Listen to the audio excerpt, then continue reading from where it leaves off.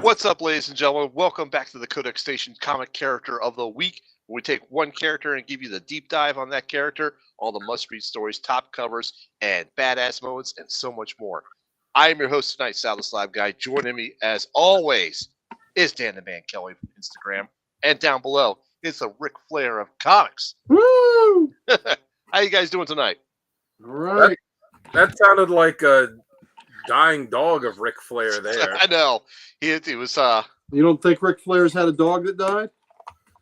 I don't know. Just, he has compassion. He has dead animals, I know he had a wife that hit him in the head with a frying pan. Well, ouch. he picked a good weapon. Was that just foreplay? We'll never know.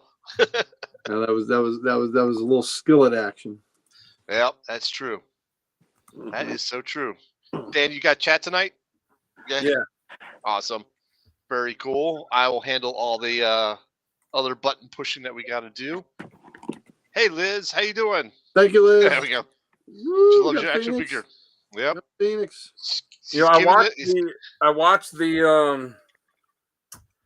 I finished watching the Baltimore video. I thought that you guys would have recorded more footage of all of them at Gary's. Right. I don't know how much Tim edited. Well, There's maybe not even 5 minutes in there, and then it shows you kind of showing off your area. And I got to the end, I was like, they didn't show your area. I was like, yeah, Jamie was at my place and filming all of this. Where's that? well, Yeah, no. And I think Tim also was trying to. What's that? he fell. He fell. Tim also kept saying, "Oh, the link will be right here. I'll put it up on screen," and he never did. So I was like, forgot a few of those. Well, yeah. I mean, y'all did such a great job. We're on the way to the show. Blah blah blah. I didn't do none of that. Yeah. Oh well. I didn't know I was supposed to. You know what? There's always next year. Well, I don't know that I don't know that I will next year. Well, that's fine. We'll just text Mike or Chris or Kurt or your wife. We'll someone be like, record him on the way. Well, Mike's driving, so that would be kind of tough. Yeah. We'll message Rob then. Woo! Oh, well, Rob's in another vehicle. Mike and I usually go up together, and Mike's in another vehicle. So Gary, what the heck are you doing to her? Come on, man. playing. Woo! I touched I was gonna say, are you trying to sunny her? Is an arm gonna go flying off in a minute? Did it look like I was being rough with her? I was caressing. Oh, sorry. I was caressing. I like how even last night you're still messing with Sonny about that was funny. Whose benefit was that for, Dan? Yeah, I mean that was for all you. us. That was for Dan. That was for Dan. What did I say? I was like, he's a goddamn terror in the toy aisle. Yeah. No, a lot of that was ginned up for Dan because I know Dan loves that. So right. It was fun. And it's true. It's true. So did he have like a figure and it went like I turned away for a second. Did he have a figure and it like went flying out of his hand or something? Well, the bottom part of the base fell off. Yeah. Yeah, that was a good podcast you guys did last night. Thank you. It was fun. If you haven't read that Wolverine story, it is so good. It is so good. And especially a fella named Sal ought to really like that book. Yep. Of course, he dies off early, but that's okay. But he dies of natural causes. Yeah, that's true. That's true. Yeah, he dies of natural causes. You don't want to mess with Sal. Let me tell you that. Yeah, Wolverine had a lot of them die of unnatural causes. Yep. But what a great mob story! Oh my God. Yeah. But that, you know what? You may now. Do you like mob stories or you don't? Because there's too much stereotype in it. It's not that there's too much stereotype. I think a lot of it's stretched. Except for the whacking part. I think a lot of it's stretched. Sounds like in my personal experience of my years in the mob, it was never like that. Yeah, not saying that. Yeah. Oh, Sal, we got you. We got you into some toe tagging now. You're going to be toe tagging people with DOA. I heard that. I heard that as well. Yep. I was cooking dinner while that podcast was on, so I couldn't really respond too much. The Slavatorium. The Slavatorium, I like that. I love the Slavatorium. Yeah, the Slavatorium is great. Yep. Yeah. All right, guys. Are you ready to kick off the show, or what do you want? Another minute? Well, don't you want to do the whole round table of where you can find everybody at? Oh, okay. I was going to save that for the main show, but we could do it here too. We could do that in the main show. Oh, I don't think it's good to do it at the beginning of the main show because it's like, all right, here, you tune into the show and here's 10 minutes of 10 minutes of this stuff before you get to that. Fair point. We're going to start that right now, and I'm going to start with this guy right over Hey, here. Booge. Hey, Booge. There we go. What's happening? Well, glad you could join us, Booge. That was a good show I grew up watching. Yep. Rerun. You like Rerun? Yeah. Rerun could dance his ass off too. Yes, he could. Yes, So he had a lot of it to dance off. yes, he did. He Yep. kept dancing, and it still was there. Indeed. All right, folks, right over here to my right or my left, camera left probably, is none other than Dan Kelly Art, our in-house CGC registered artist.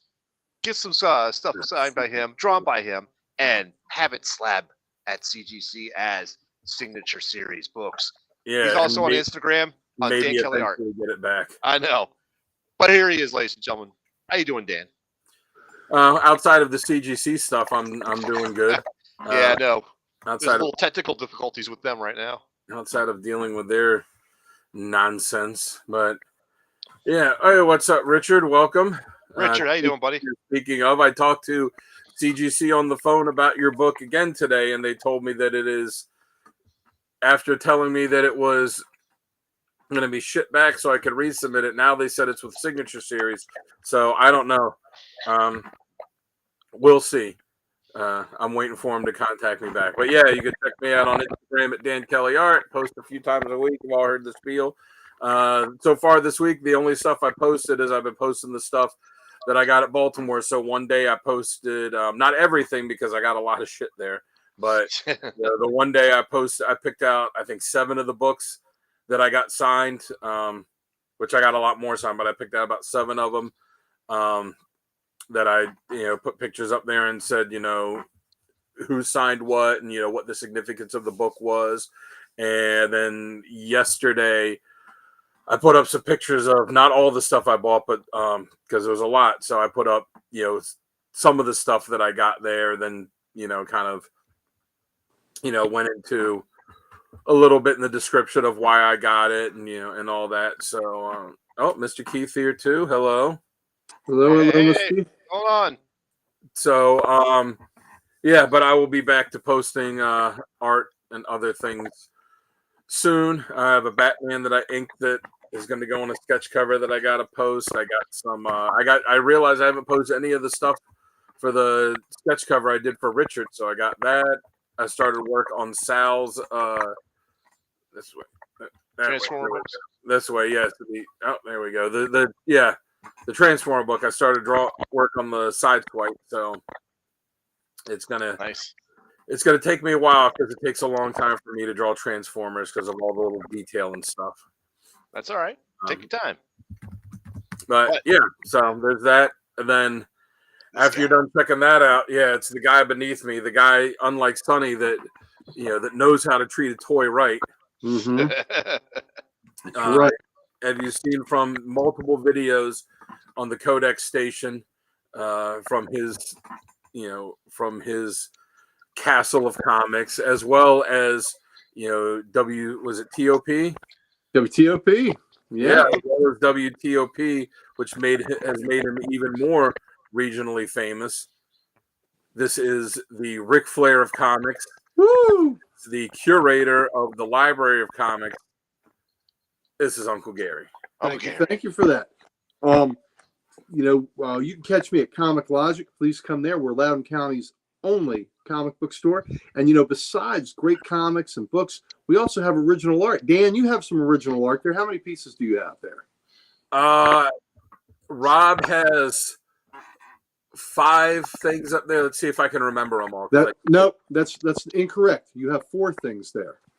Oh, did somebody actually buy something? Someone bought one last week, so there you go. You only have 4 things there. What did they buy? Nice. You really want to know? Yeah. Well, you bought a God of Thunder. Oh, the Thor one. Yeah, that one's pretty cool. It's you can look at it on my art page. It's Thor, but then also real small in the at his foot. I also drew Throg, which is the little frog Thor. Yep. So somebody came and bought that last week. So I thought I'd break that to you live that you sold one of your art pieces. So good job. There you go. Yeah, Comic Logic, Loudoun County, Virginia's only comic book store. There's still some Dan Kelly art hanging on the shelves that you can come get. So it's I got to remember what's there. It's the Grogu, the Batman with the pumpkin thing, which is good for Halloween. I know. Yeah. I'm looking at that one. I don't even remember. I think there's a Hulk, I think. Oh, yeah. That Hulk that I did. And I don't even remember what the 4th one is. I can't remember what that one is off the hand. But anyway, it's a bonus. I'll find out when I'm there for LotCon. What is it? Why am I going to be there? I'm going to be there for LotCon. Yes. LotCon on October 27th, where we turn our parking lot into a mini Comic Con. We'll have more than 35 vendors there. There'll be comics. There'll be toys. There'll be local artists, local authors. There'll be jewelry. There'll even be a tattoo artist where you can get Comic Logic tattooed on your buttocks if you like. So that I hear Sal's going to get a tramp stamp. Don't know what it's going to be yet. I'm sure it's going to be Venom. I'm sure it's going to be Venom, and his tongue is going to be reaching. The tongue's going to be going right down to the crack. Right down the back to the nether region. So, just to see that's worth the price of admission. And yeah, absolutely. And the price of admission, it's worth the price of admission, and the price of admission is free, baby. Just show up. Come, bring some money to spend, though. And we'd love to see you. And it should be scary, Gary. There you go. I am going to be bringing money, and I know that I'm going to be looking at Damien's booth to pick up some, see if I can pick up some old Avengers. Well, there you go. Already got my goal. I got to make sure I tell him to bring some Avengers. So Damien from Warthog Comics will be there, my personal comic dealer. So if you want to see some quality silver, golden age, bronze age stuff, Damien's got it. So come there. It's also a trunk or treat event. So have your kids come in costume yourself. Have your kids come in costume. The vendors will be handing out candy for the kids. So it's a nice family event. Dan and Sal brought their youngins there last year, and we had a good time. So we look forward to seeing you Sunday, October 27th, 10 to 4. We'd love to see you. Not only can you see Codex people there, you'll also see the Comic Logic crew. So please come on out and see us. We would love it. Also, at this point, we want to give some love to our good buddy, Archduke Kevy, that started the Comic Character of the Week site. Archduke Kevy is a little bit, he's not feeling great the past couple days, so we want to give him a little bit of love, tell him we're thinking about him, and the site goes on. He usually supplies us with, he's the one that brought us together because we met on this site, and there's usually a great character of the day. There's a cover of the day. Dan has a random panel of the day and a question of the day. So we all contribute to that and make the site something that's fun, something that we can all be a part of. Sal is always on the site contributing himself. So please go Comic Character of the Day, join that conversation. It's a good deal. Now, speaking of Sal, up there, look at him. This is Halloween time. What a better time for him to be in the Slabatorium. He is in the Slabatorium. He started out working in the morgue, and that's where he first became Sal the Slab guy. He was the guy that would put those toe tags that say DOA on all the corpses, and he would go and he would play This Little Piggy, and then he finally put it on. This little piggy went to market. This little piggy's dead. That's what he would do. And Sal play with the toes of the corpses, but he was Sal the Slab guy in the morgue, and he thought, when he found out that comics could be slabbed, he knew it was a marriage made in heaven, and he became Sal the Slab guy, and now he is the caretaker of the Slabatorium, the one, the only curator of Sal's Comic Corner. Sal. Thank you, Gary. I appreciate that intro. Yes, I am the creator of Sal's Comic Corner. Whoops, wrong one. You want to find me on YouTube? You got to find me on Sal's Comic Corner. Just do at Sal's Comic Corner. You'll find me on YouTube. I'm on Instagram too when Dan allows it. It's like every other Thursday that I'm allowed to be on there. And you can always find me there as the Slab Guy 77. But we also have something, Gary, that we want to give everybody because it's Halloween. It's the gift of giving time. Huh? It is the gift of giving, but we give this year round. We do. But just look at us, the degenerates that we are. Of course, we have all the socials, and we would love nothing better than to give them to you, baby. That's right. That is right. And you know what else is out there? Look at this, the CodexStation.com, created by this man down here, the brilliance of Mr. ID. Head on over to the CodexStation.com, get some merch, meet the team, see our profiles and bios, see what characters we like. And there's a friends of Codex page where we can list all our, people that we are friends with and highly recommend. There's also the socials page where you can again find all our socials there and so much more. So head on over to the CodexStation.com.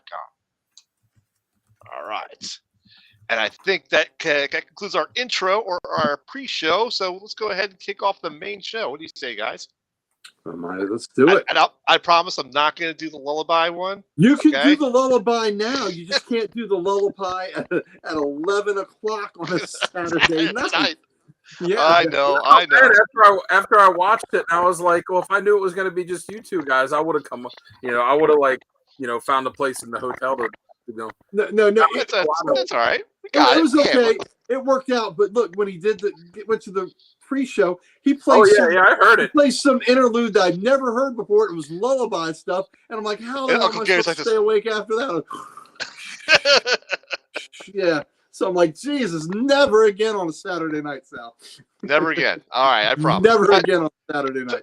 Tonight I'm going to throw on some groovy bass tones. So we'll see you guys in about a minute. Hey, Sal. Yeah. Getting a lot of that like crinkled snap crackle pop from your microphone. All right, I'll adjust it while we're doing the intro.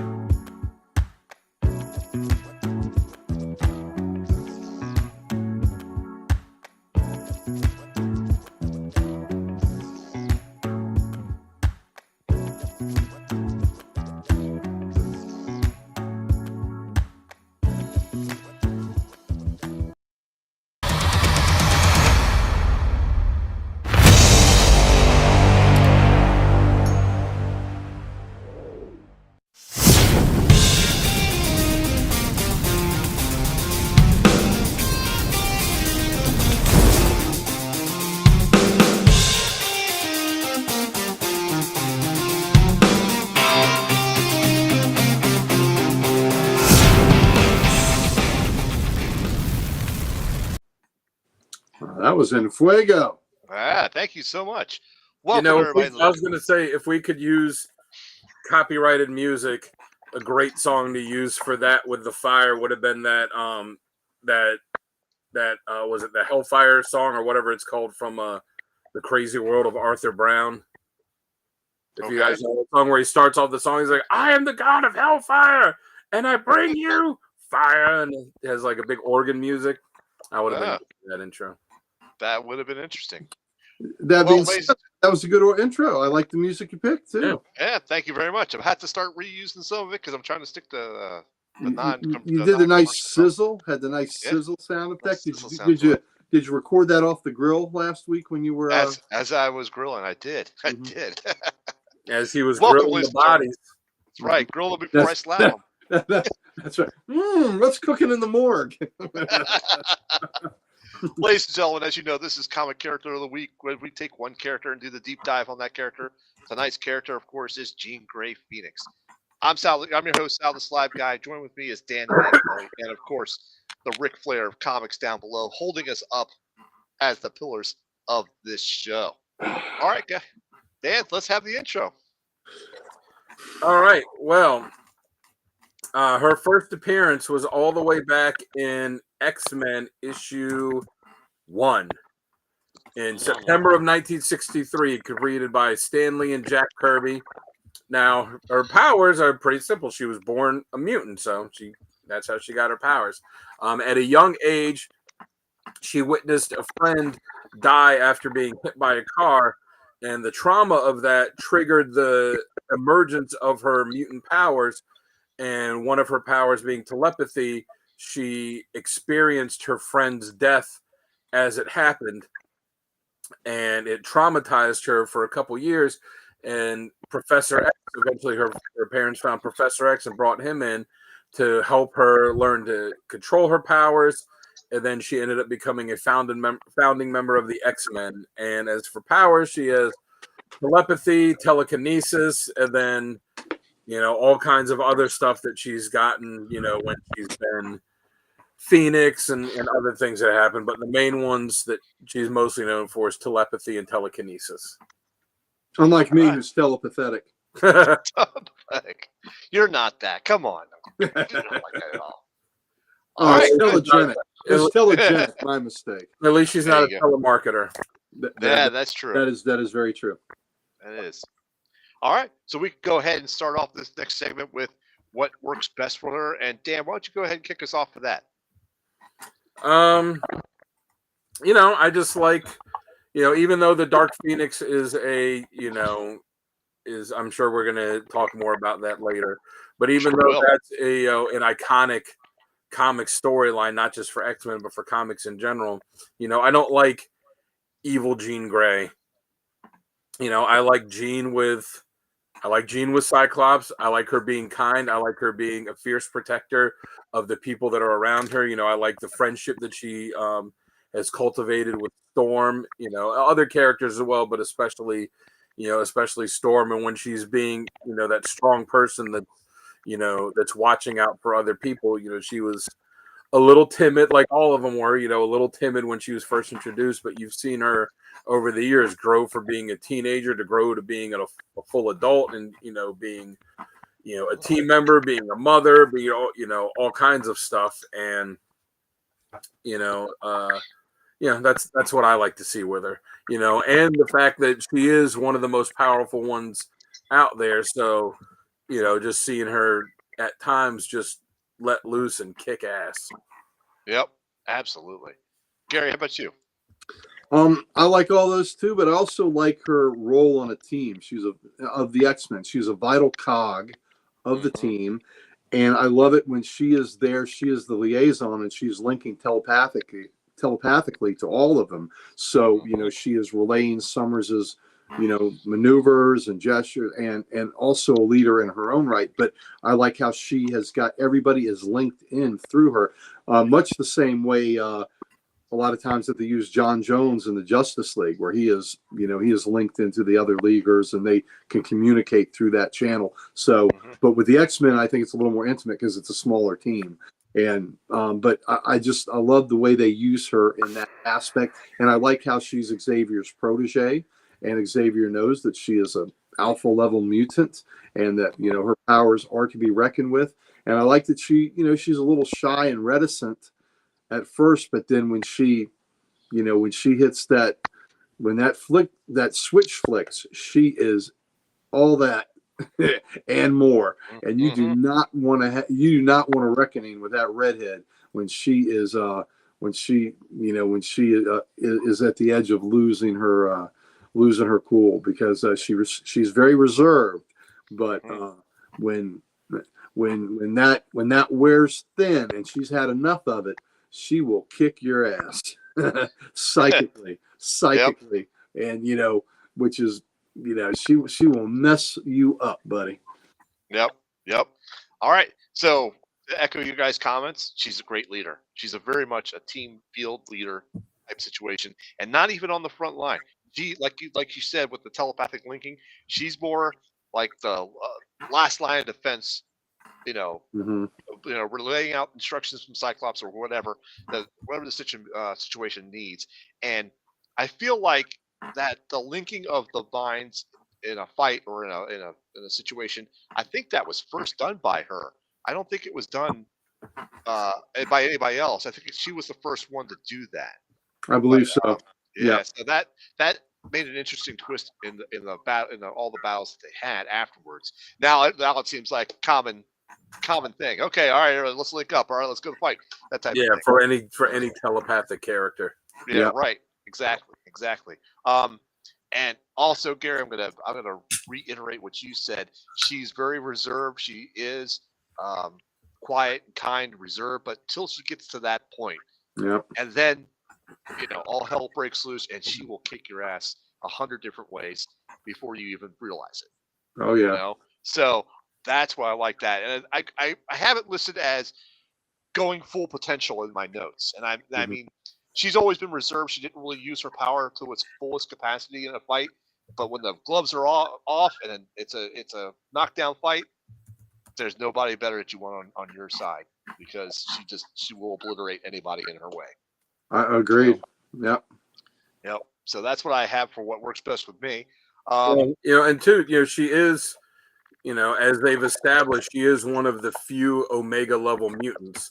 So for anyone that doesn't know out there, the Omega level, the mutants that are considered Omega level are the most powerful of all the mutants, and there's not many of them. And there's a lot of mutants that people would kind of think like, oh, this character, that character that would be considered, and the list is not many. It's I think it's less than 20 that are considered Omega level, and she's one of them. That's part of what attracted the Phoenix to her, is that power level plus her nature. Humanity. Her humanity. Well, it's funny you said that about it because originally, that wasn't the plan with them. Originally, it was going to be when she came back as Phoenix, like that was just her. And then I was reading something from John Byrne, where he said like after they started doing that, he's like, yeah, that was great, but the problem is we made her so powerful. Yeah, didn't really need the rest of the team. It's kind of like the Superman problem. You have to have a villain that's powerful enough that Superman can't just wipe them, take them out on his own. That he needs the rest of the team, but then you still have to have them beatable for the rest of the team. Do it. He's like they ran into that with Jean, where they made her so powerful, you didn't really need the rest of the team. So then they came up with the idea of, oh, well, how about it's not really Jean, it's this other entity that. That bonded with her. Right. That, and then Xavier building the psychic dampers in her to keep that power, on the back burner, unless really needed. Yeah. Right. Okay, so let's go ahead and jump to some badass moments. Gary, do you want to kick us off for badass moments? All right, I'll go with mine. What'd you say? I said, don't take mine. Dan, you go first. No, Dan, go first. No, you go. No, seriously, go first. No, I want to hear what you have. Because I have 5, and I was going to mix and match. So if whatever right. we use, I got 5 as well, so I'll mix and match what you got. Okay. And there's one of them that I didn't read firsthand. So I had researched it and I found out about it, but I didn't read. But my bad, the one that I love the most is in Uncanny X-Men 134. As Dark Phoenix was taking her over. Yeah. Through Mastermind's manipulations. Mm-hmm. She's pissed. She is pissed that she's been manipulated. And she gives Mastermind cosmic awareness. And it blows all the gaskets in his mind. And it gives him a level of cosmic awareness that his feeble mind could not handle, and it basically turned him into a slobbering vegetable. And she talks shit like she was doing it too. Oh, this is what you want? You want power? You want to taste power? Here's power, buddy. And I remember that line. Yeah. She goes, "Some people can handle the experience, some cannot." Some cannot.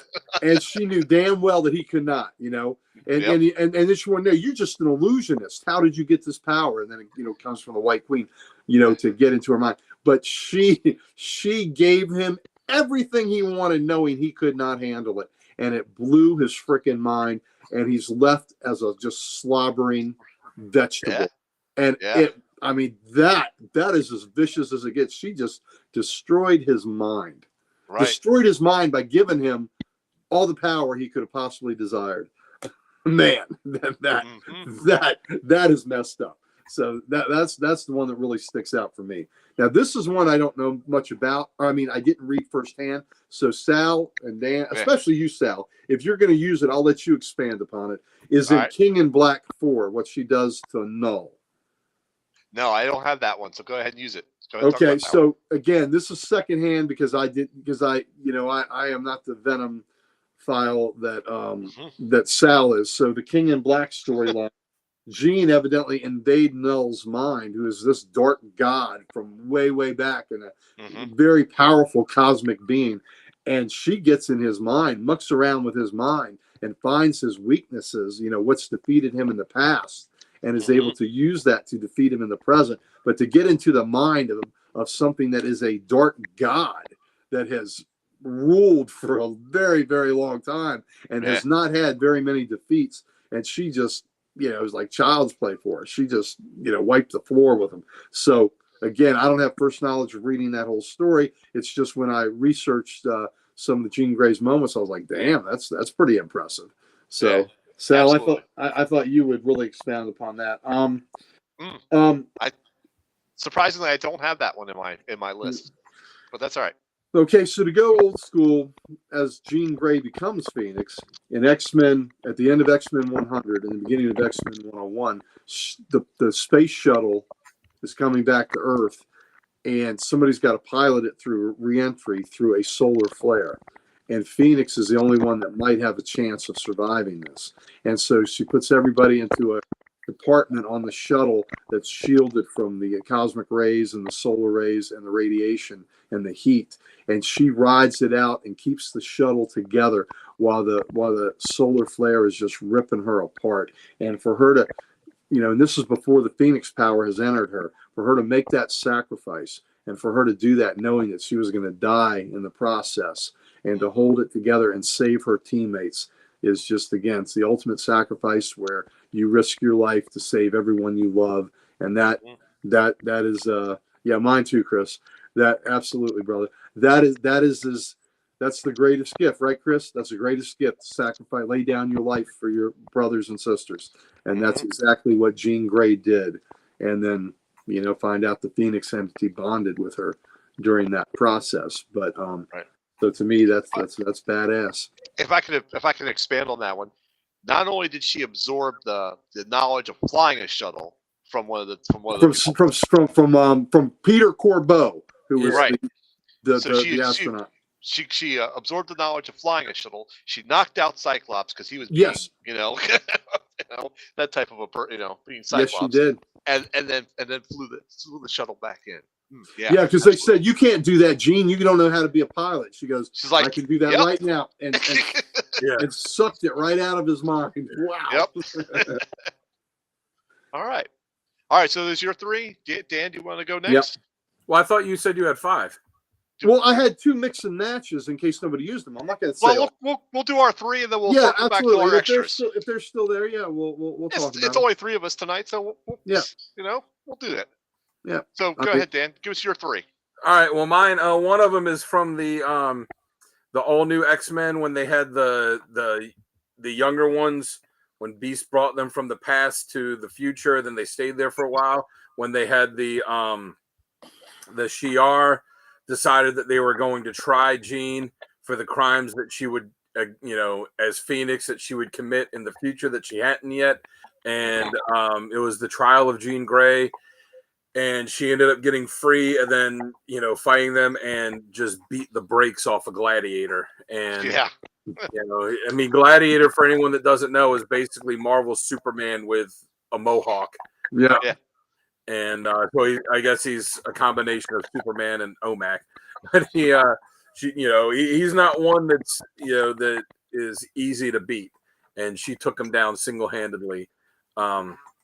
Like Cannonball did. Cannonball did too, and that was Cannonball did that too. Yep. Yeah. Unfortunately, they've kind of over the years, turned Gladiator into kind of a jobber where they use him just to show how powerful someone else is.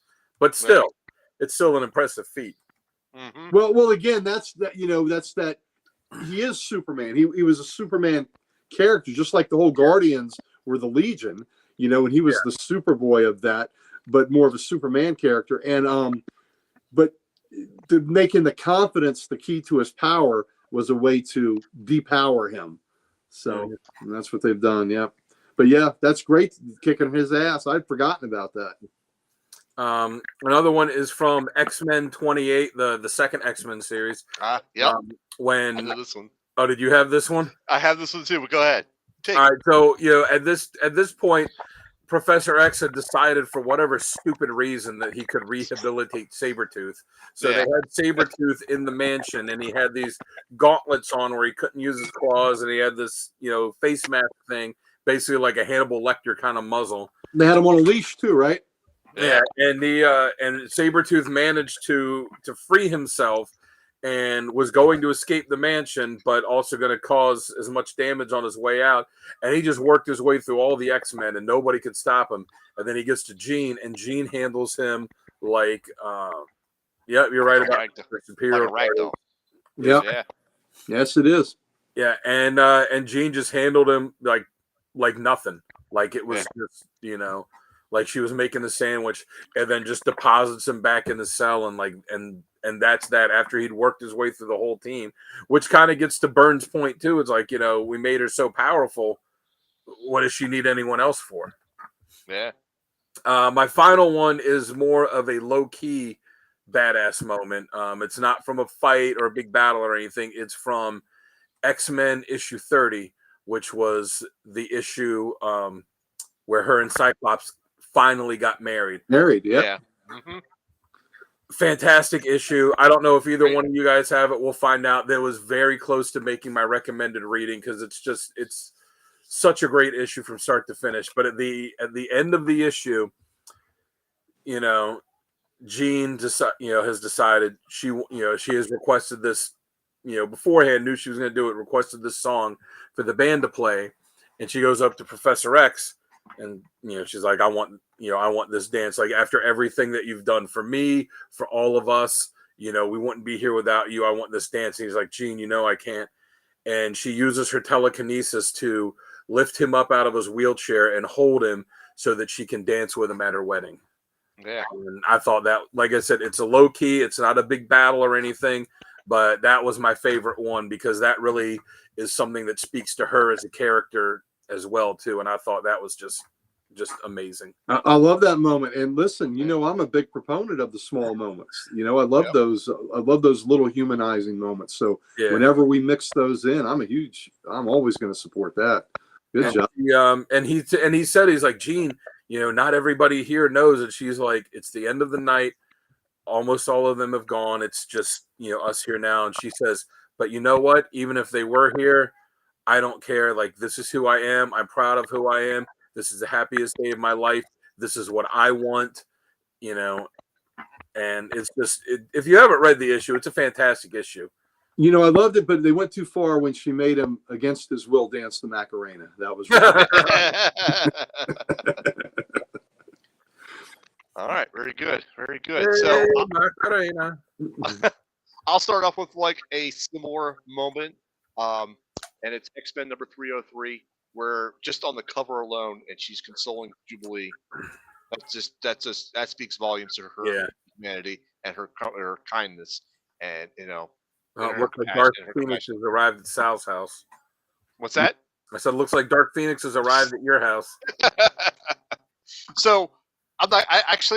Do I have any Dark Phoenix ones? I do have one of the wings on a Dark Phoenix one, which she actually was battling the X-Men. And they're trying to fight her to a standstill, and she just whooped them like without even thinking.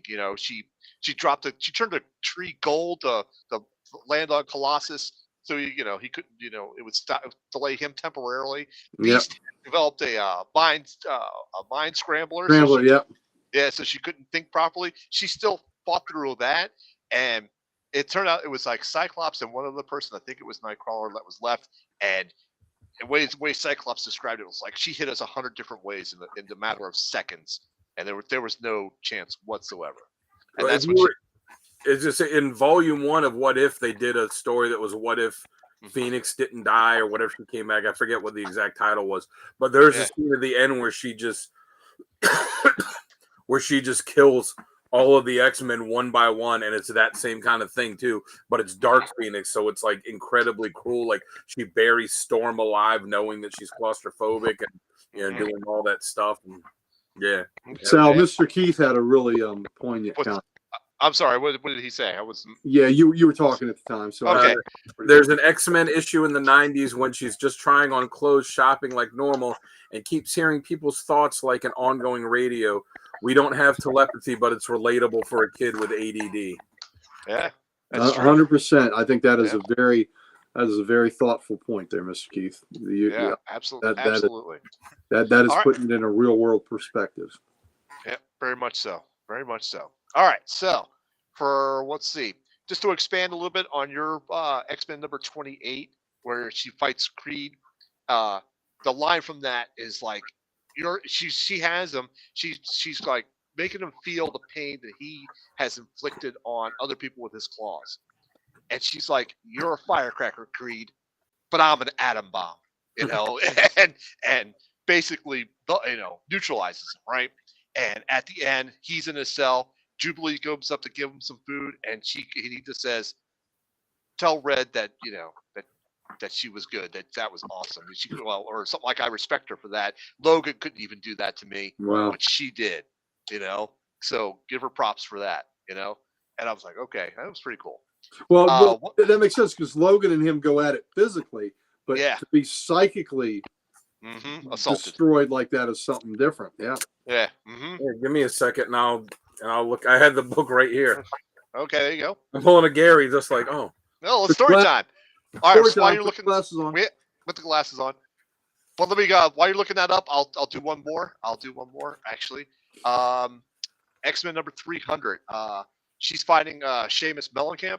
It's a monstrous mutant whose power simply he's indestructible. And what does Jean do? She cuts loose and she throws him across the continent. It's just boom, see ya, that type of thing. All right, Dan, what's your story time there, and then I'll continue with mine. Yeah, so Jubilee drops the food off, and as she's creeping out, he goes, "Kid, yeah, tell Red she's the one with guts, real guts. Tell her Logan couldn't have done better." Yeah, there you go. Exactly. There you go. That's amazing. That is. All right, so for my last badass moment, which one do I want to choose? I actually will choose this one. What's up, Pam? Hey, Pam. In Phoenix End Song, she actually seals a black hole. Wow. So I remember it, but I don't remember the exact steps or what she did. But it's basically she just sealed up a black hole to save the team. That's just freaking amazing. So those are I got two more, but we could go around some more if you want. I just had a really good dirty joke pop into my head. Oh, look, same here. But it's same here. I did my dark, best not to say a thing about it. Well, let's just move on. On. Yeah, we need to move on. So what were the other two that you had, Gary? Did either one of us cover them, or was it two? No, wasn't covered. The Phoenix was hungry. So let's just wipe out a solar system and wipe out the whole Dabari race. I'm gonna eat the sun. I'm gonna eat the sun because I'm hungry. Yeah. So that's pretty badass. You're gonna wipe out a solar system because you're hungry. Right. So, and if I remember right, she killed like 3 billion people that were on a planet. The Dabari. Yeah, the Dabari. So that is some Galactus level hunger right there. Even more than that, because Galactus just goes a planet at a time. She's like, she's got the whole solar system. Yeah, exactly. That is true. And then on a more personal level, like Dan had the nice personal moment. Here's a not so nice personal moment when she tortures the White Queen psychically, because she is the woman. She is the woman scorned, and she tortures the White Queen psychically for having an affair with Scott. So that's where look, I'm married to a redhead. You don't cross a redhead if you're smart. That's where the White Queen learned a valuable lesson. So tortured her and made her relive her worst moments in life. So Jean just go ahead. Woman scorned is bad. You're gonna scorn a redhead, you're a damn fool. Yeah, that's true. Didn't you say you had more, Sal? Didn't you say you had I do. 5? I do. You want me to go next? Yeah, well, I got one more I just thought of, so I don't remember the issue, but it's from Uncanny X-Men. It's either during the Dark Phoenix saga or right before it. Her and Cyclops are in the desert. They're sitting on top of this butte. It's just them. And she said, Yep. I want to see your eyes. And he's like, no. And she goes and takes his glass or his visor off. And he's like, no, you can't. She's like, open your eyes. It's okay. And he opens his eyes, and she's using her telekinetic power that's so powerful that she's completely holding back his optic blasts so that she can see her eyes. And anyone that knows Cyclops, he's not an Omega level mutant, but he's like just a step down from that. And right. to do it so casually that it's not like she's straining to do it or anything. She's just casually doing it, and then having this conversation, this intimate moment and all that with him just shows you the level of power that she was dealing with. And she also kept that during what else that happened afterwards. She banged him on the mesa. Yeah. So, I mean, bow, bow. So all that went on, and she's able to keep everything going, everything in place, and still hold his optic blast back. I wonder if there's anything else she held back. I doubt it. I doubt it. Well, I'm sure she didn't hold all of his blasts back. No, I don't think she did. All right. So for my other, I actually think I've got 3, if I remember right here.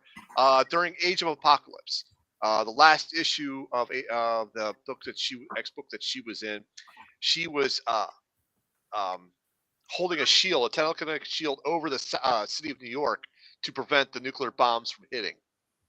But during that, she gets killed by in the fight, and the bombs drop anyhow. But she was holding them back or deflecting the bombs away with her shield, the whole city. So that's pretty awesome.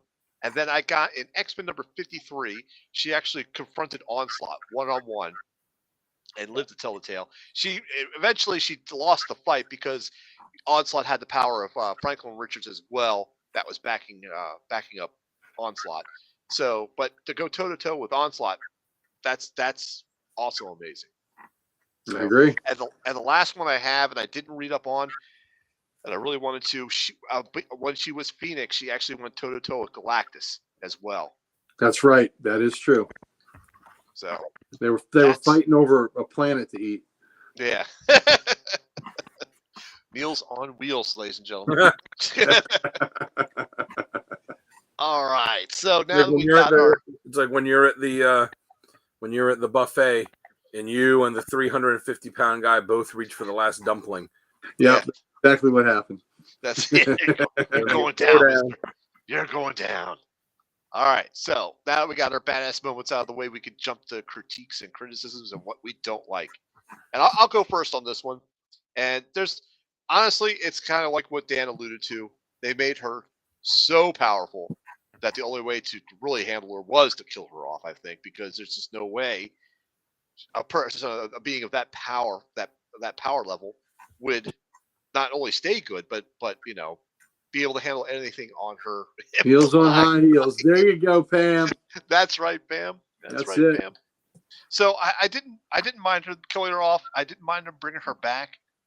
Slightly less powered, but there's some more good story to that. If you ever read into that and how the Phoenix tried to come back to her to revive her, and she rejected it because she was attuned to all the stuff or the memories that the Phoenix did while as her, and she rejected it because she was really pissed off that this being went around killing and destroying solar systems, as you saw with that we talked about. So anyhow, I didn't like the fact that they couldn't keep her to that they made her so powerful that the only thing they had to do was kill her off.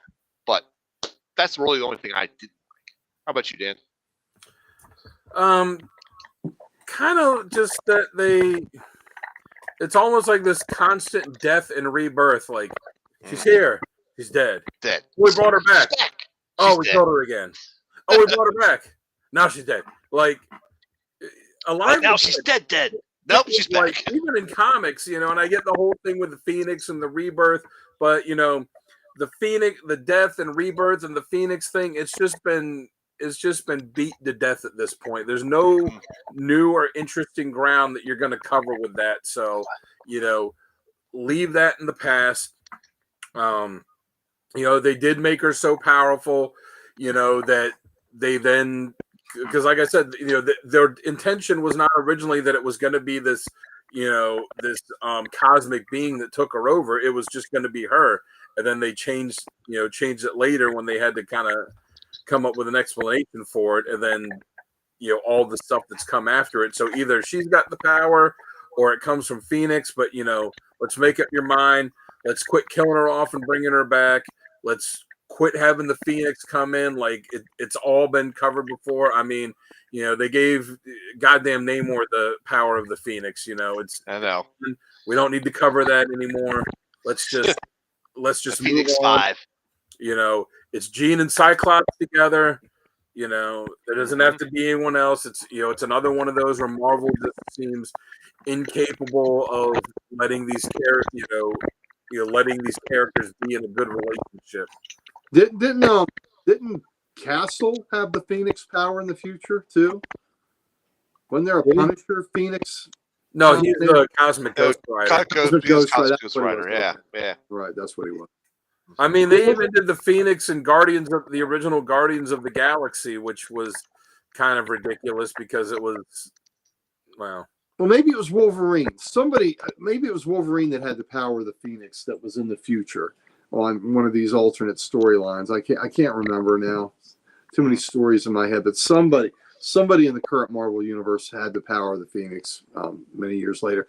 Well, as far as her killing her and bringing her back, I mean, it's not as bad as what they keep doing to Wonder Man, but it's up there. Wonder Man's been dead more than she has and brought back, but he's the energy, so he can reform. Is their the way they do that? But yeah, too much of that. And the other thing is, I'm not a fan of her and Logan together. When they did that, it's her and Scott. Logan till it's dead. and then bring it back. And then keep milking it. I mean, it was fine with her. It was fine with her and Logan being together in Age of Apocalypse because it's a completely different alternate reality. But in mainstream, the 616 universe, just Scott and Jean together. That they got married. It was a great issue. It was a great story. Let's just keep it. And by the same token, I didn't like Scott with Emma either. So it's Jean. You know what? Mr. Keith, I think that's an apt. Good analogy there. Yeah, I'm on board with that. Yep. Yeah, absolutely. It's Gene and Scott, man. It's 100%. It's Jack and Diane. They're supposed to be together, right? Yeah. The little ditty about Jack and Diane, about Gene and Scott, two American kids doing the best that they can. That's right. All right. So, So that takes no, Gary, you got to go for our critiques, or are you? That was it. That was it. That was it? Okay. I segued into it seamlessly. See, you didn't even realize I was in there. You are amazing as always. So he's a master of the seamless transition, just the same way that he's the master of technology. Well, he that, is. Oh, yeah, that is my realm. That is my realm. So yep. That's his wheelhouse, baby. We're talking about X-Men. Gary is like the real life Forge. Yeah.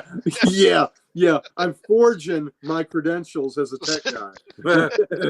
That's what I'm doing. Look, today on the cover of the day, I'm trying to post the cover of the day, and I got the damn thing, and it won't post.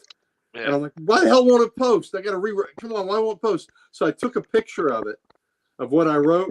I sent it to my wife's phone.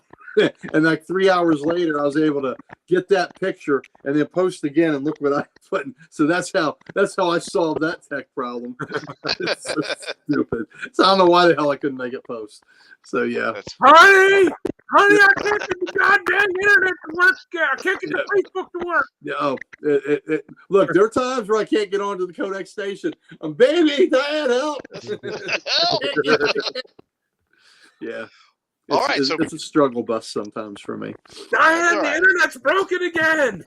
Fix it. Go out and wave that antenna around. I remember those days of like standing there with the antenna to get the good, and then as soon as you get the picture good and you let go, you're like, shit, and then you have to grab it. That's when you get Find a it again. flunky. That's when you got to get a flunky to hold it for like 4 hours. Yeah.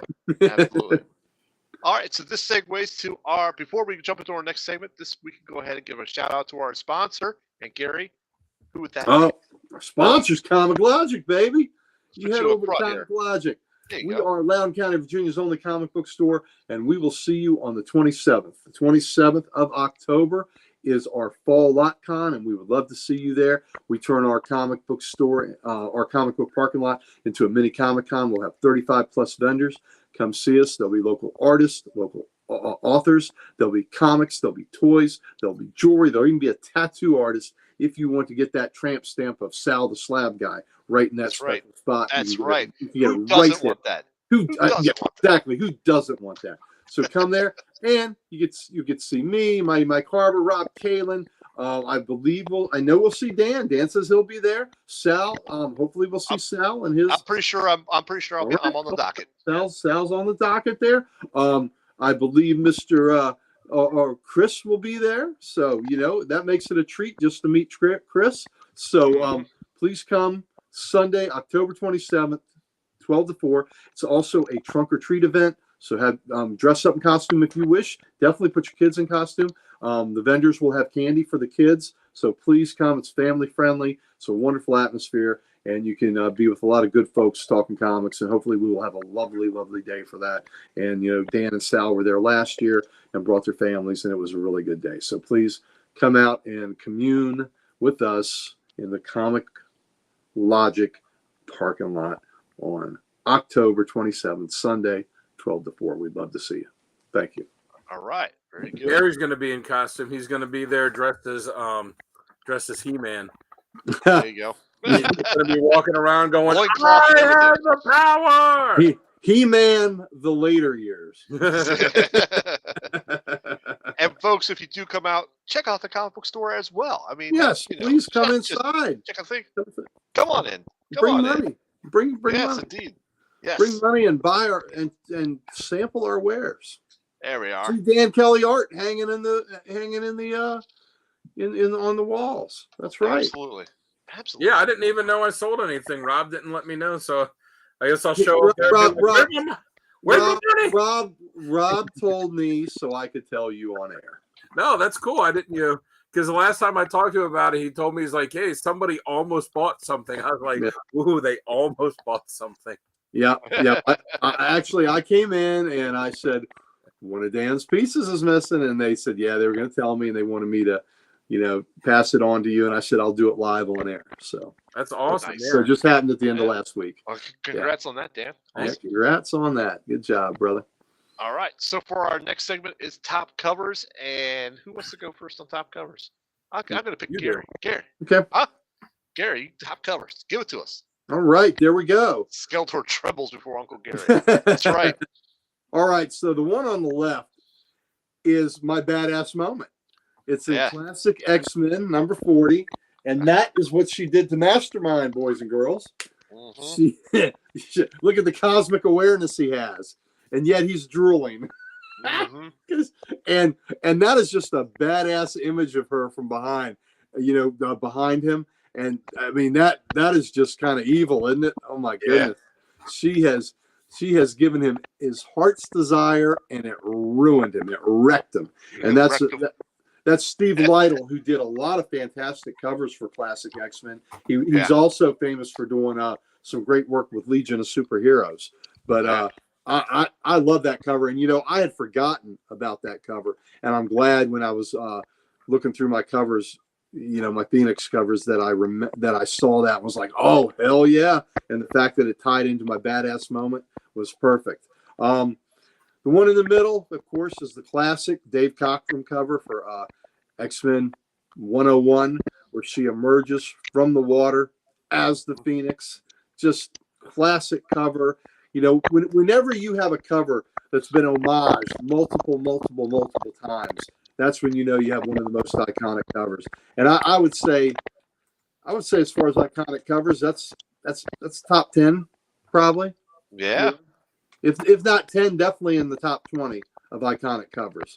So so I think that's very, very awesome. And then the one on the right, Phoenix End song. I do love how Greg Land draws her. Yep. And that's that is the B cover. So the A cover was in the red outfit. That's the I used that in the intro. Yep. Yep, absolutely you did. That's the B cover, and I just love the hair, the eyes, the look, the way she's gesturing, the flames behind her, the way the sash rests on her hips. Love everything about that. And Greg Land, good on you. So definitely, that's good stuff. All right, Dan, you're next, and for top covers, and there you are. Well, I mean the one on the end there, 101. It's Gary covered it pretty perfectly. I mean that's that's an iconic cover for not just for X-Men, not just for Jean, but just for comics in general. There was another one that's another very iconic cover from Dark Phoenix where she's reaching up and grabbing the logo and stuff. And I almost picked that. Same here. But I wanted to keep it all. I wanted to keep it all positive. But and I love it when they're wrecking the logo. When you have a cover and the logo is being used in the cover, whether it's being holding people up or whether they're wrecking it. I just love it. Oh yeah, what they can incorporate in it, definitely. Yep. But yeah, that one is just, like you said, it's iconic, it's fantastic. And it's, as far as I'm concerned, it's her best costume of all the ones she's had. I agree.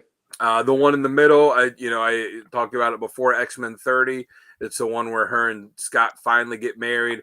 I just, I love it because it's just a happy, uplifting cover. And it's a good issue. Like I said, it very nearly made my recommended reading, but even still, I'll say you should all pick it up because, there's no battles in it. There's no fights in it. It's just, it's just characters interacting. You get to see them, characters that didn't always interact at the time, seeing each other. You get to see Cyclops being nervous before the wedding, all that. It's really good. And I like that, Marvel took it seriously enough that they actually hired a professional wedding dress designer to design Jean's dress for the issue.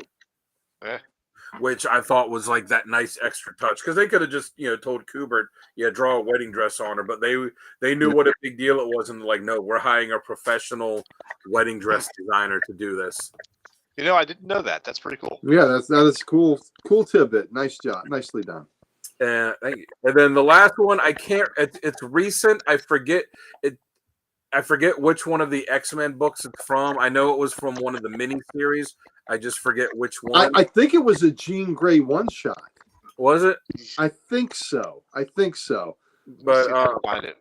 But I wanted to have that, that classic costume of hers. When the X-Men started, they all had the same costumes, and then, halfway through the run, they decided that they were all going to get different suits, and that was hers, which, as impractical as it is to go fight crime in a tiny, teensy little, cheerleader like mini skirt, it is still a great design for a costume. And the green and the yellow has been, outside of her Jim Lee costume, the green and the yellow has kind of been her primary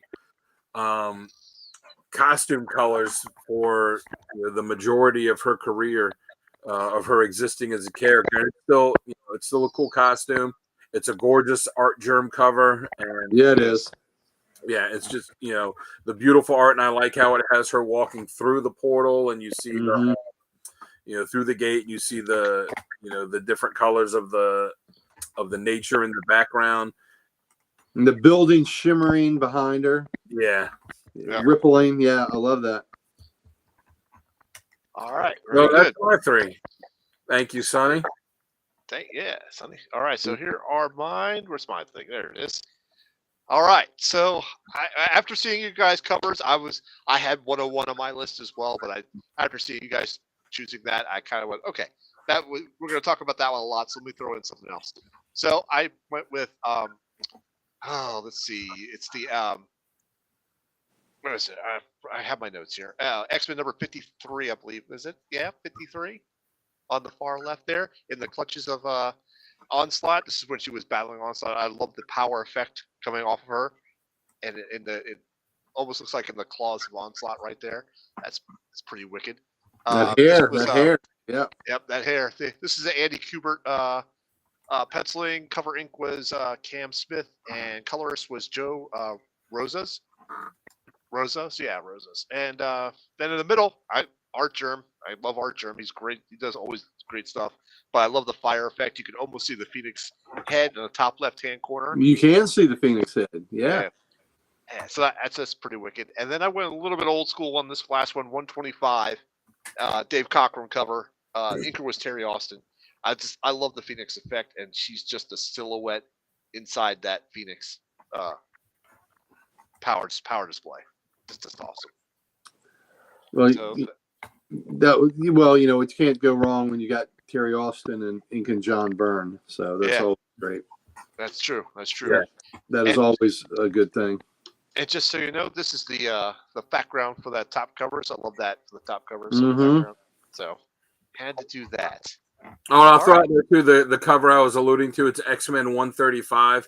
So for anybody that doesn't know, you could just Google X-Men 135 cover, and you'll see the one where Dark Phoenix is going up and grabbing the logo. Like I said, it's an iconic cover. It's been homaged many times, but I did want to keep it all on for the covers, all for the the positive side. All right. Yep. Hey, thanks, Pam. That's yep. Awesome. I'm glad it's one of your favorites. One of my favorites as well. So I still like the Mastermind cover. I know. she just made him a drooling idiot.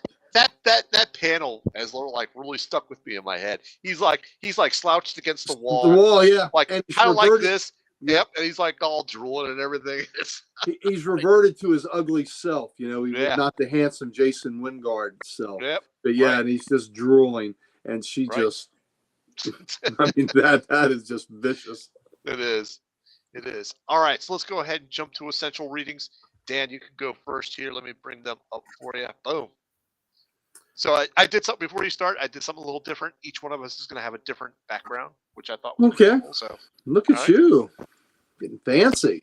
All right, so the first one, it's X-Men Origins Jean Grey. A while ago, Marvel was doing a thing where they were doing one-shot X-Men Origins, each one focused on a different character. It's kind of disappointing they didn't keep doing them because they had some good stuff. But the Jean Grey one is fantastic. The writing's good. The artwork in it is absolutely gorgeous, and it shows her as a kid.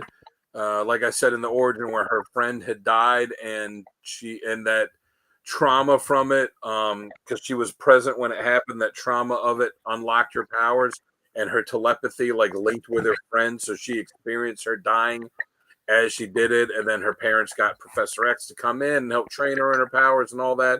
So it's a really good book to see how she developed her powers before joining the X-Men, and then actually joining the X-Men at the end of it. The middle one, everybody says Dark Phoenix Saga, but I had to throw Phoenix Saga in there too, because you can't really have the Dark Phoenix Saga without that. I agree. Her, as Gary said in the badass moment, her sacrificing herself, coming back as the Phoenix. So there's that, and then progressing into Dark Phoenix Saga. And I think it gives the Dark Phoenix Saga a bit more weight too, because you see her when she first gets the powers, and you see why she got them, and what the circumstances were, which makes what happened as Dark Phoenix all the more tragic with her. Yeah. Absolutely. 100% on that. Yeah. And then the next one, it's X-Men Phoenix Rising, which is a graphic novel, and this collects the stories from when she was first brought back to life, because they had killed Dark Phoenix, and she was gone for a long time, a few years. And Marvel decided they wanted to reunite the original X-Men as X-Factor, and they were, and they're like, well, Jean is dead. They had another character that was originally going to be in her place before they decided, well, we're going to bring her back. So Claremont was absolutely against them bringing her back, which is why they didn't do it in X-Men. They did it in these other books. So this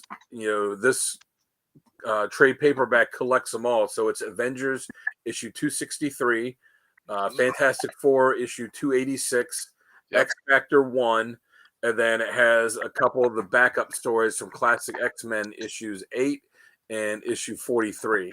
And this trade paperback has all those in it, so you can see the circumstances of her being brought back the first time and how they did it, and then the realization that, oh, that wasn't her, that wasn't really her, that was the Phoenix, that was, something else. This is the real Jean. Right. That's pretty awesome. All right, so Gary, how about you? Let's go to yours here. Where are you, Gary? There you are. Oh, there we go. Like that background. Look at the colors. Look at those greens. Right. Yeah. Thank you. I was trying to match them up. So again, the Phoenix Saga, the Dark Phoenix Saga. Though we've talked about this a lot, and what really constitutes the Dark Phoenix Saga, particularly, is easily in the top 5 comic storylines of all time, in my opinion. Yeah. I say that as a top 5 comic storyline, and it is that powerful. It is that good, and that book was selling like hotcakes at that time. And remember, it's during this time where it's not just the Phoenix stuff. This is when Wolverine became a star. Yeah. This, the last panel of, well, it started at the last page of 132. Yep. And then all through 133, that made Wolverine a star. And so that whole storyline was so engrossing, was so fantastic. Again, I will tell you, it is a top 5 comic storyline of all time, of all genres, of all comics. So that's how much I think it's important. And not just with Jean, too. They introduced a lot of new characters. Dazzler, right. Dazzler, White Queen, the Hellfire Club, Kitty Pryde. There was a lot of new characters that were introduced that just happened to be introduced during this. Oh, absolutely. Yeah, like you said, the White Queen and the Hellfire Club and Shaw and Leland and Pierce, all these, the whole concept of the Hellfire Club was so cool. But it was just brilliant comic book writing and art, and Claremont and Byrne were at the top of their game. I can't recommend this highly enough. If you're a fan of comics and you have not read this in its original form, I recommend it highly. And thankfully, it's been reprinted in many ways, shapes, and forms. So it is available, and there is a version of it always in print. So please go to your local comic shop and pick this up, because this is very worthwhile reading, and it's part of the best. And there's a pathos to this too, the sacrifice and the tragedy. As we get to the culmination of the Dark Phoenix Saga, the night before this big event that's going to happen with the Imperial Guard and with the X-Men, just the thoughts that are going through all the X-Men's mind as they contemplate what's going to happen the next day. I mean, all that is so poignant. You get into their innermost thoughts and fears, and the fact that maybe they have to say goodbye to someone they love. It is just it's just wonderful. It's wonderful storytelling. So yep, absolutely. Highest recommendation. At the top I have Phoenix Endsong, which is the Phoenix itself, the Phoenix Force, is kind of dormant, and the Shi'ar, always full of bright ideas, start monkeying around with it. Now I didn't get to reread this before the show because I misplaced my book, but from what I remember, they're monkeying around and they bring it out of dormancy, and it goes hunting for the perfect host that it had, and that's Jean. Right. And hey, Pam, exactly. Pam, it was what a period for X-Men. What a period. Yep. And look, before Dark Phoenix and all that, you had the whole Proteus thing. You had leading up to it. You had the battle with Magneto, at his Yep. under Antarctic base, and Yep. all that stuff. The Savage Land stuff. The introduction of Alpha Flight. Yep. I mean, look, they were on their game. And then it culminated with that magnificence. They had a plan. They had a plan. They had a great plan. So there was that really good issue with Kitty, being told the fairy tale. Yes. Yeah. Or the Kitty telling the fairy tale to Ileana. That was a great standalone issue. Well, you had the standalone issue where she's alone in the house on, was it Christmas Eve? Oh, and yeah. And the I forget the names of the little demon portal that's next to the mansion. They break out of that. Yep. So the Brood saga wasn't that? Oh, the Brood stuff was awesome. Yeah. I love the Brood. Yeah. Starjammers. I mean, it's just what a time. Yeah, goes What on. a great run. Yep. But anyway, Phoenix Sun song, the Cher monkey around with the Phoenix, and it rises from its dormancy, seeks out Jean Grey, who it really wants to bond with, and you get into that great storyline. Greg Land's art, just gorgeous, stunning, and great story. Loved it. I think it was a 5-issue mini, and it's been collected, in some a trade and a hardback. And then the bottom is Phoenix Resurrection, the return of Jean Grey, which deals with stuff from her past and how the Phoenix, bonds with her again. So it's just all, it's all worthwhile stuff and worth your time and your dollars to get these collections. 100%. Totally agree with that. All right. So being the guy that set all this up, I saw what stories were coming in, and I had to change some of mine because I also had similar ones. But let me show you what I ended up with. Check out that background. That's pretty wicked too. Yeah, I like it. The very bottom one, X-Men: The Phoenix Saga, Dark Phoenix Saga. Gary, you summed it up correctly. This is one of the top 5 stories in the Marvel universe. If you've never read it, absolutely must read. 100%. I can't find any fault or add anything else to that to make it any better. So let's jump over the top. The Adventures of Cyclops and Phoenix. This is where they actually go to the future and end up raising their son Cable in the future. I like this one. This was it was a 4-issue miniseries, I believe, if I remember right. And just going through this, you see a lot of humanity with Jean and being able to raise her son, because they thought they were not going to be able to do that, but ended up doing that anyhow, which was great. X Factor number 38 during the Inferno series. I picked out number 38 on purpose because this was the battle between Jean Grey and Madeline Pryor. And now, to give you a little bit of back history, when the Phoenix came back to waken Jean from the cocoon that she was in, she felt all the pain and misery that Dark Phoenix had brought on, and she rejected the Phoenix Force. Okay, so she lay dormant in that cocoon, and the Phoenix Force circled the globe looking for another host, and it found Madeline Pryor, who was an exact copy of Jean Grey. So it went to her, and now Madeline Pryor, obviously, she doesn't have the experience or any type of the training that Jean always had. So when it came to bond with her, it immediately corrupted her, and she became the Goblin Queen. But during this Inferno series, she was going to sacrifice Cable, or her son, to the demon lords to bring hell on Earth permanently. And in this particular issue, they actually face off against one another, and Jean Grey comes away victorious, but at a cost as well. So the whole Inferno series was a good series to read, but number 38 in particular was just focused on them too, and it was pretty amazing. It was almost like a light and dark side of oneself facing off against each other. So that's what I had for that. Good choice. There we go. Awesome. Claremont really did write the X-Men like a super-powered soap opera. Yeah. Not that it's a bad thing, but like more so than any other book, I think that's something that he did with the X-Men.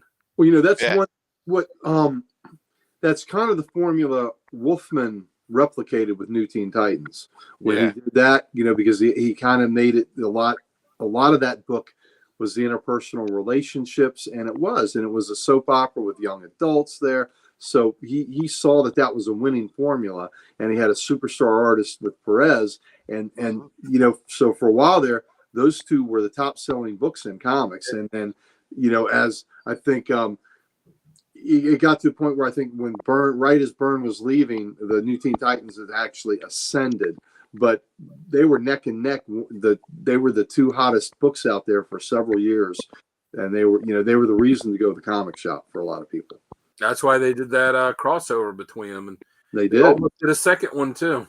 Yep. Very good. Very good. All right, so let's jump down to our next segment, which is Best Writer and Artist.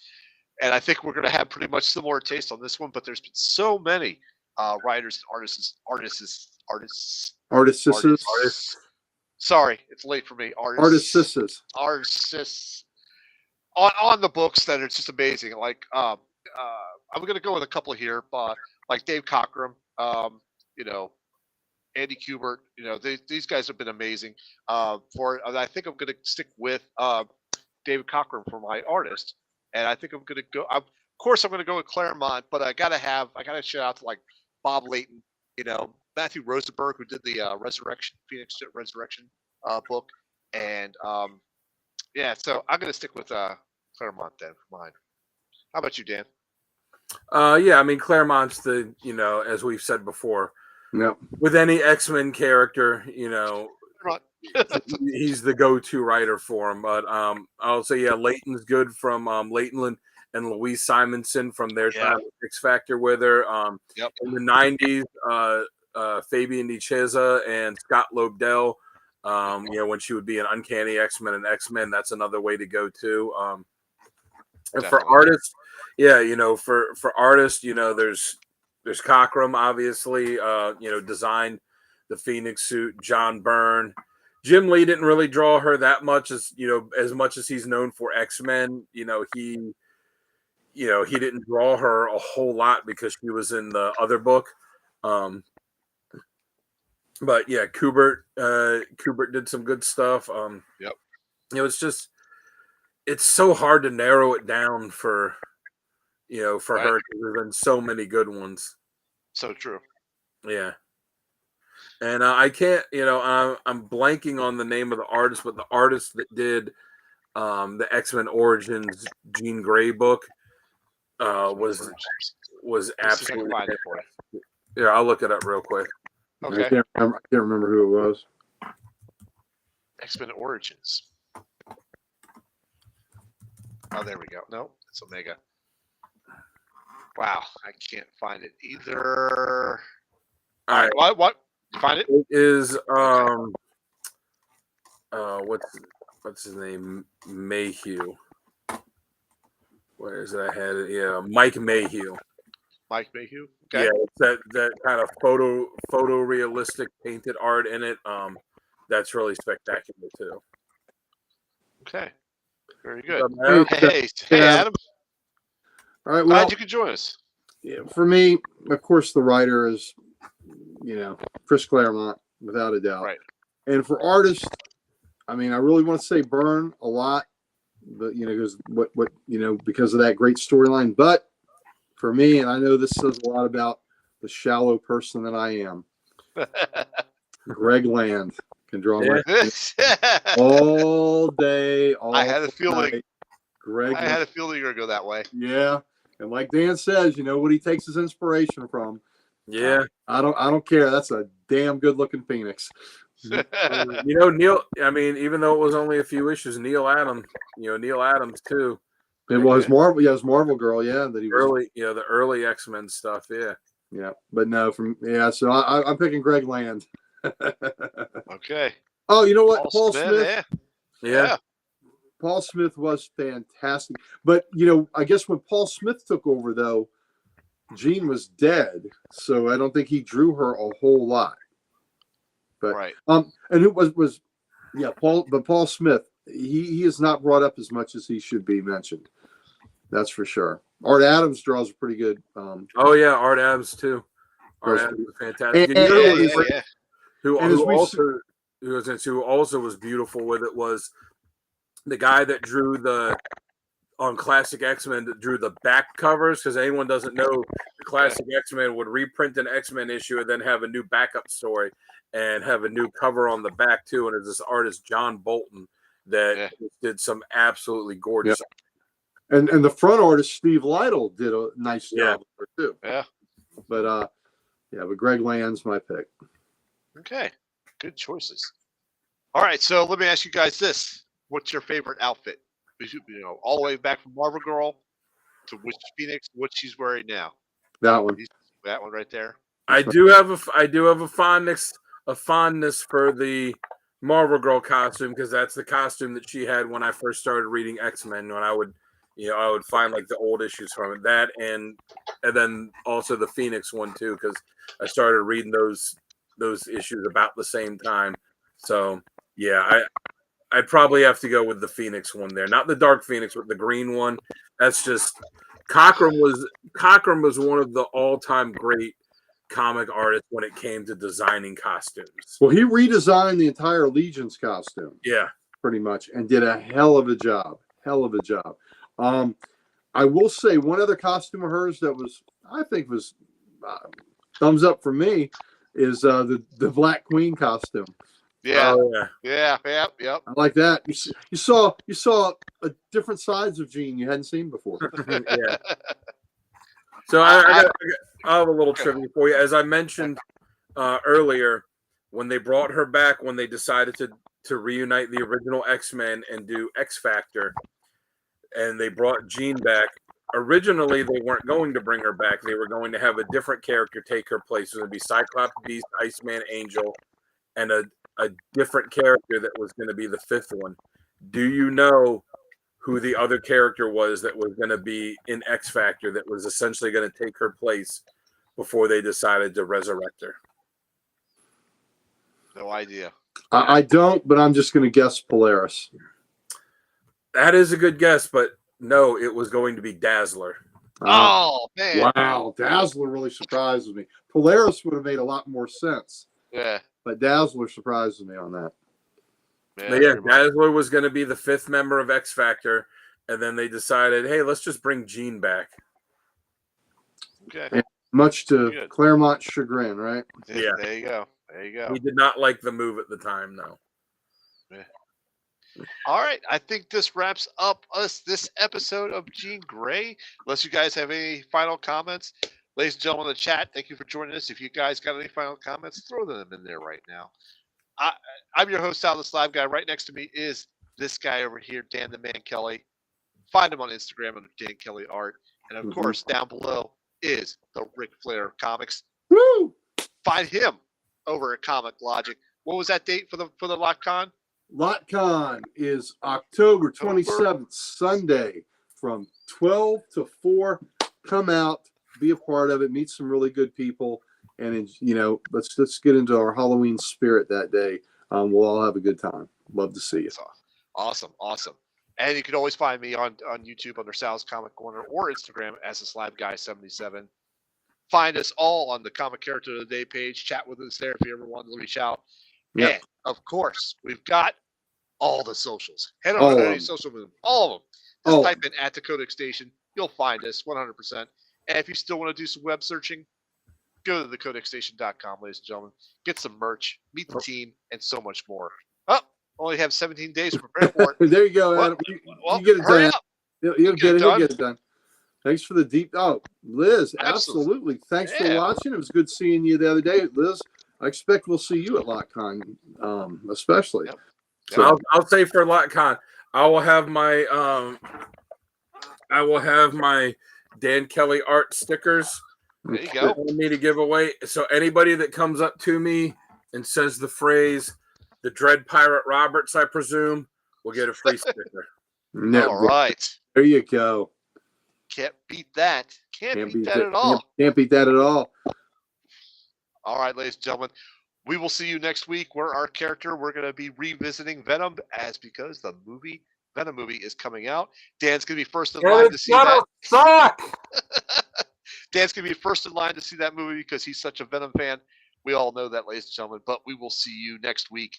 Take care. Have a good day. We're just going to ask Sal to give us our picks and our covers and all that so he can have total control. You know what? I would gladly do that.